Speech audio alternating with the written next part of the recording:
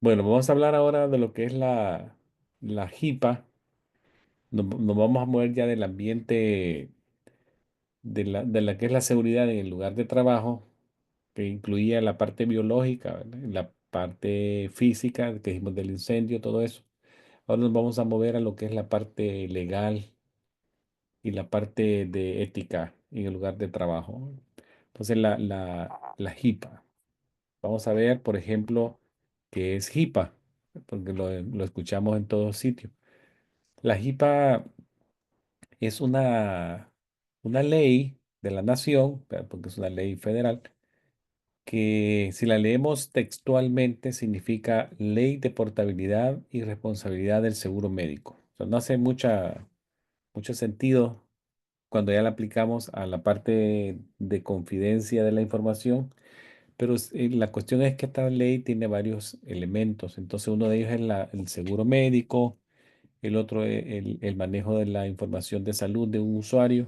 Entonces, ahí donde nosotros nos vamos a enfocar, no en la parte de seguros médicos, sino en la parte de manejo de seguridad de la información.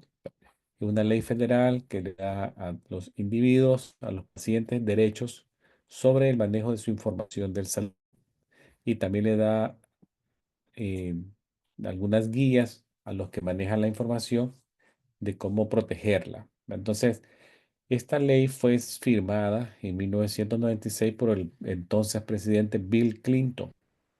Y básicamente esta ley de privacidad requiere que todas las entidades que proveen algún servicio a un paciente, ya sea que maneje información, ya sea escrita, ya fue en forma física o escrita en forma electrónica, practiquen privacidad y que le respeten al paciente sus derechos de privacidad. Básicamente esa es la parte que nos interesa de la ley HIPAA, ¿verdad? Entonces, la ley de responsabilidad y portabilidad del seguro de salud, en esto es, básicamente es el manejo de la información de los pacientes con confidencialidad. Es- Esta situación es un principio ético que hay que observar siempre. Debe de ser observado por todos, ¿verdad? El asistente clínico médico, el doctor, las enfermeras, todo el mundo.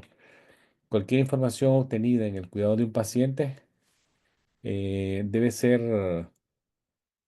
protegida y respetada su confidencialidad y secretismo, por así decirlo, ¿verdad?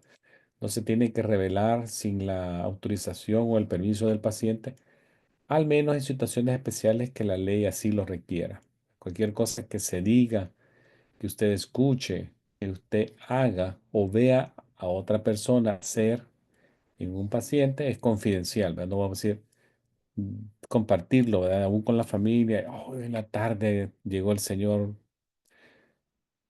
tal y tal y le hicieron una biopsia porque creen que tiene una enfermedad grave, ¿verdad? Pues, aunque sea la familia de uno o una persona de mucha confianza, no, no se puede compartir nada porque caería en lo que es la HIPAA, ¿verdad? La confidencialidad. Recuérdense que ustedes en el día de 8 a 4, de 9 a 5 van a ser básicamente profesionales proveyendo algún servicio de salud y caen dentro de la la ley HIPAA, pues. No pueden hacer ninguna excepción cuando ya van a la casa. No que decir, oh, a mí no me aplica la ley HIPAA porque estoy en casa. O es fin de semana, ¿verdad? Puedo hacer lo que quiera y comentar. No. Ustedes van a ver que cuando ya comienza su entrenamiento como asistente clínico médico, les van a dar una instrucción de la ley HIPAA. Entonces es necesario que le pongan mucha atención a lo que ahí les digan, porque va a ser importante que lo mantengan en memoria y lo apliquen en el día a día. Es una ley de la nación, de todo Estados Unidos. Las entidades que están obligadas a cumplir la HIPAA son los proveedores, son doctores, enfermeras, nurse practitioner, physician assistant y todo el personal de salud que tenga que ver con un paciente. Los planes de salud, los seguros médicos también están obligados a cumplir la HIPAA. Los cuidadores de salud que se llaman clearing houses, que son básicamente establecimientos mantenidos por los bancos para hacer reclamos de cobro y a cuentas de usuarios, también tienen que respetar la ley HIPAA.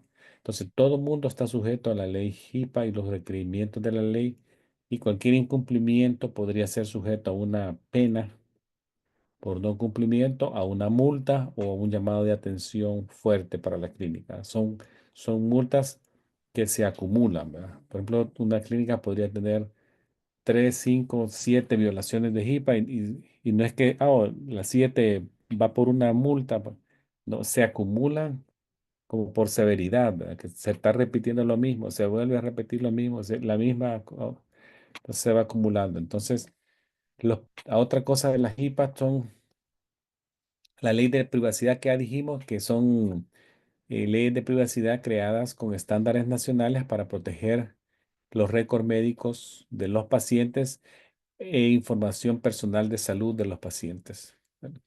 Siempre es bueno recordar que hay que mantener la confidencialidad de la información privilegiada que el paciente comparte con nosotros o con la clínica, que puede ser su residencia, su seguro, el nombre del seguro de salud, el número de cuenta del seguro de salud, su correo electrónico y mucha información privada. Es un privilegio tenerla en la clínica y tener contacto con ella también, ¿verdad? Entonces, para actuar de forma eficiente y efectiva, los cuidadores de salud deben de respetar la ley HIPAA. La confidencialidad es la palabra a tener en mente siempre, ¿verdad? Toda información discutida acerca de un paciente tiene que ser mantenida en privado y si tengo que saber algo, aplica el logo que se llama Need to Know Base. Esto que está aquí por último acá, se la voy a subrayar acá. Need to know base. ¿Qué significa esto? Lo mínimo a saber de alguien. Yo no tengo que saber más información de una persona, no lo busco, ¿verdad? Si necesito para esa consulta verificar cuál eh, del cultivo que le hicieron hace una semana, de la lesión en una pierna, una secreción, eso busco, ¿verdad? Need to know. No voy a decir, ay, ya que estoy aquí, voy a ver qué le habrá salido en el examen de sangre a esta señora. ¿O qué tratamiento médico está recibiendo? Déjeme ver. ¿Tengo que saber yo eso? No, bueno. Mi obligación era buscar el reporte de cultivo y el antibiograma, sensibilidad o resistencia de un cultivo y ya. Entonces, eso es muy importante, no caer en la curiosidad y ir a ver de más. Recordemos que las computadoras dejan huellas electrónicas y alguien puede saber quién entró, cuándo, a qué horas y qué vio. Nada queda oculto bajo el sol. Ahora, las reglas de privacidad, dijimos que son eh, set estándares para la protección de la información de los pacientes y ya dijimos quiénes están obligados, ¿verdad? A proteger esa información individual y que no puede ser compartida, habíamos dicho. Ahora bien, las reglas de seguridad, que es lo que estamos viendo acá, HIPAA Security Rules, estos son un set de reglas nacionales que protegen la confidencialidad, integridad y disponibilidad, pero en este caso es de la forma electrónica. Pues se llama reglas de seguridad y aplica la parte electrónica. Entonces, requiere que las mismas entidades que ya mencionamos anteriormente mantengan de forma razonable y apropiada seguridad técnica, administrativa, física, que ayude a salvaguardar la información de los pacientes de tipo electrónica. ¿Va? Y esto lo hacen, por ejemplo, las entidades tienen, por ejemplo, antivirus, tienen nubes que están protegidas, tienen firewalls, todo eso. No comparten información con otras empresas de pines de seguridad, todo eso. También requiere que la información se proteja de forma electrónica.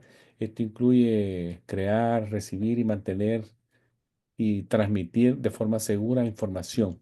Entonces, si se va a hacer una transmisión en el Internet, tiene que haber canales que encripten la información de principio a fin, de origen a destino, para que aunque sea en algún momento intervenida o algo, la información encriptada no la logran descifrar los que la van a querer robar, pero entonces eso es lo importante. Entonces, también incluyen las reglas de seguridad de las empresas, que las empresas como hagan pedacitos los papeles, que se llama shred, que lo hagan pedacitos. Cualquier documento en papel debe ser shred. y especialmente aquellos que contengan información de los pacientes, de información privada de salud, ¿no? También tienen que, si hay información que se tenga que salvaguardar bajo llave, también hay que hacerlo, ¿verdad? Con candados o ponerles passcode, claves y todo eso. Y tiene que estar limitado el acceso a esas claves y a los passwords o los códigos de pasar a personas, a personal mínimo necesario, ¿no? Entonces, las computadoras también deben de tener password o pines que son protegidos por las empresas y deben de tener ya como tratos de seguridad con las personas que manejen tecnología que se use en esa empresa, ¿verdad? Para que la transmisión como correo electrónicos o fax electrónicos, porque se hace mucho envío de fax de forma electrónica, no por teléfono, sino que una computadora sea segura. Entonces, eso es bien importante que lo sepamos y que lo apliquemos. ¿Qué puede pasar si se, se hackea una empresa o en algún momento alguna información sufrió una violación, ¿verdad? Cualquier uso no permitido de una información de un paciente bajo la ley de privacidad es considerado una violación, ¿verdad? Entonces, si se demuestra que la violación se descubrió que se pasó, que se hizo, ese se cuenta como día uno y es razonable informarle a los pacientes que son afectados que la información de ellos está comprometida, ¿verdad? Entonces, por ley del Estado, se tiene que compartir con los pacientes cuando se descubra la violación, que la información fue expuesta. Para darles un caso, aquí en Massachusetts, un hospital, que no les voy a decir el nombre, se vio sujeto a una violación de sus sistemas de seguridad y no sé qué cantidad de información de pacientes se cree hubo una violación al acceso de esos lugares, ¿verdad? Donde estaban almacenados. Y la empresa tuvo que informarles a los pacientes que su información potencialmente fue hackeada y fue expuesta por personas no autorizadas.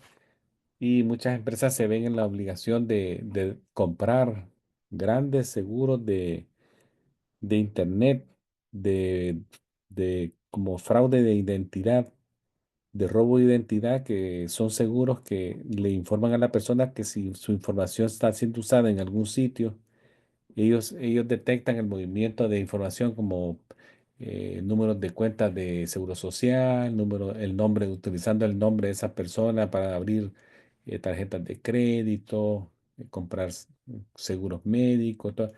Entonces, si ustedes ven, son cosas bien grandes que se pueden convertir en casos bien severos. Ahora, vamos a ver otra cosa de HIPAA que ven son los derechos de los pacientes, que se llama los derechos, el Bill of Rights. Entonces, estos son derechos de los pacientes que también los que proveen salud tienen que saber que los pacientes tienen esos derechos y respetárselos y protegérselos, ¿verdad? Se lo merecen los pacientes y que nosotros seamos activamente cuidadores de esos derechos. Entonces, uno de ellos es que el paciente actualmente participa activamente en el cuidado de su salud, ya para bien o para mal. Les digo eso porque algunos pacientes no se toman la medicina, ¿verdad? Entonces ahí participan activamente, pero para mal. Pero algunos lo hacen para bien, ¿verdad? Participando, yendo a las clínicas para citas, controles, haciendo los laboratorios y tomándose la medicina. Vamos a ver algunos derechos de paciente. Las clínicas los ponen en las áreas comunes, los derechos de los pacientes, en las paredes, y también se los entregan a los pacientes en la primera visita. Les dan una copia impresa y ellos firman de recibido, ¿verdad? Los derechos de ellos y las obligaciones también. ¿Y en qué momento la información podría ser compartida?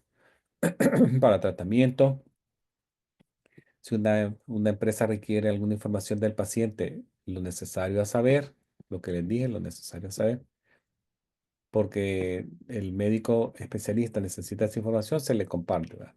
También los seguros a veces necesitan saber algo de una cirugía para pagarla, entonces también se puede compartir. Esta es la información que el paciente recibe. ¿Verdad? Aquí pone su nombre, su fecha de nacimiento y él dice que recibió una copia de las prácticas de seguridad y sus derechos también.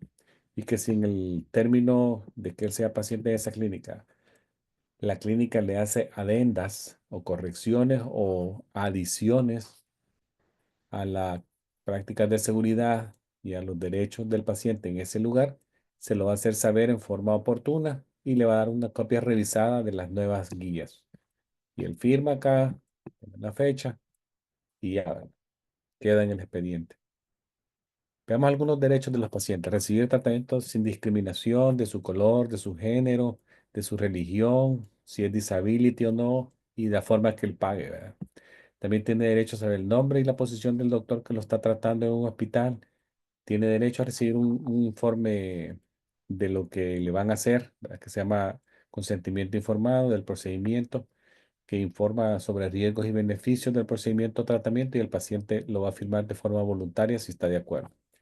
También otro derecho del paciente es a recibir información sobre la donación de órganos. Algunos pacientes dan, como se llama, regalos de órganos, por así decirlo, ¿no? También tienen derecho a decir que alguien no los visite. Imagínense, alguien puede decir, no quiero que me visite y da el nombre de la persona, ¿verdad? Entonces, él está en el derecho de retirar la visita de un amigo o de un familiar, si él así lo dice, y tiene que tomar efecto inmediato y el hospital o la clínica cumplirlo, ¿verdad? También tiene derecho a recibir tratamiento del dolor, privacidad cuando esté ingresado en un hospital. Tiene también derecho a recibir una copia de su expediente, si así lo estima conveniente. Tiene derecho a quejarse sin reprimendas, sin miedo a que le van a dar el analgésico más tarde de lo usual porque se están como eh, tomándose como del enojo, ¿verdad? Entonces, los hospitales tienen que no caer en la tentación de dar una reprimenda a un paciente que se queje con la administración. Todas las oficinas que son de quejas en los hospitales están bien accesibles y siempre hay un representante de la oficina para hablar con los pacientes. También tiene derecho a lo que le dije, regalos anatómicos. eh, Tiene derecho a pedir información sobre directivas avanzadas que se llaman, que son como cómo se hace un proxy, todo eso. Tiene derecho a tener un intérprete médico si no habla bien inglés. Entonces el hospital tiene que hacer el esfuerzo de ponerle un intérprete médico en forma física o en forma electrónica. Esto que venga acá que dice Living Will, básicamente es como un deseo de vida.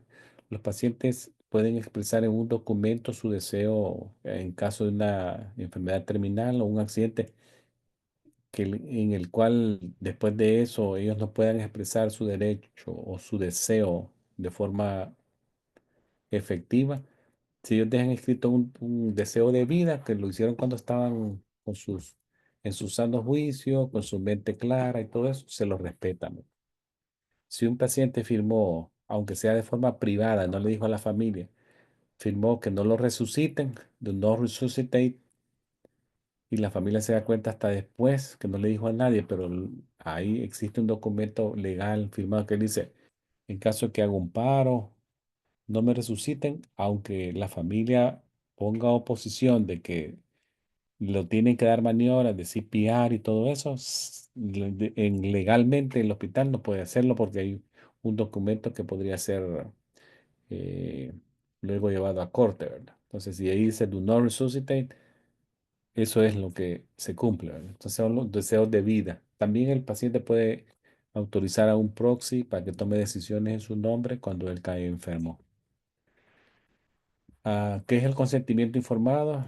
Se lo voy a leer acá para que sepan que durante una visita ustedes van a ser responsables de iniciar la plática del consentimiento informado, que son tres tipos de consentimiento informado. Por ejemplo, el primero que dice ahí, el implícito, que es cuando un paciente desea asistir a una clínica y hace una cita. Entonces ya él implícitamente está diciendo quiero ir, ya él consciente que quiere ir, no lo están obligando. El número dos, el expreso, cuando él de forma verbal aprueba algo, que alguien le dice, le voy a tomar la presión en el brazo derecho. ¿Está de acuerdo? Sí. Le voy a hacer esto y esto. ¿Está de acuerdo? Sí. Eso es un expreso. El consentimiento informado, el número tres, es el más legal de todos, porque este está por escrito. El consentimiento informado, el número tres, involucra que el paciente tiene derecho a recibir información acerca de un procedimiento que se le va a hacer en manos de un practicante con licencia, ¿verdad? Si es quirúrgico o tratamiento médico, ¿verdad? Este incluirá la información de los riesgos, por qué se está haciendo, el propósito, las alternativas si existen, y el riesgo si él dice no, porque no solamente es que él diga no, él puede decir no, es un derecho, pero también puede saber que diciendo no, la vesícula le puede perforar o la apéndice se le puede también perforar. Entonces sí tiene derecho a decir no, pero el médico también le explica el riesgo al rehusarlo. Entonces todo eso, ya él entendiendo eso y lo firma, es en forma voluntaria que lo firma, entonces él se respeta, ¿verdad? Miren esta pregunta, dice, un asistente médico falla en obtener un consentimiento de un paciente antes de hacerle una flebotomía. ¿De qué podría ser acusado? Battery, ¿verdad? Battery es una situación que nadie querría tener, pero incluye ya una parte física, ¿verdad? Recuerden que la flebotomía es un procedimiento físico invasivo, entonces que usted le va a meter una aguja a alguien en una vena. Siempre no olviden consentimiento informado del paciente, ¿no? Por vez. Involucra contacto físico y que en flebotomía, por supuesto que va a haber, ¿verdad? La PHI, la información protegida del salud, ¿cuáles son? Es una lista bien grande que puede ser en forma escrita y en forma electrónica. O sea, si tiene la E al principio es electrónica. Es cualquier información que pueda identificar a un paciente en particular, ya sea presente, pasado y futuro. También información física, mental de esa persona, tratamientos recibidos, formas de pago.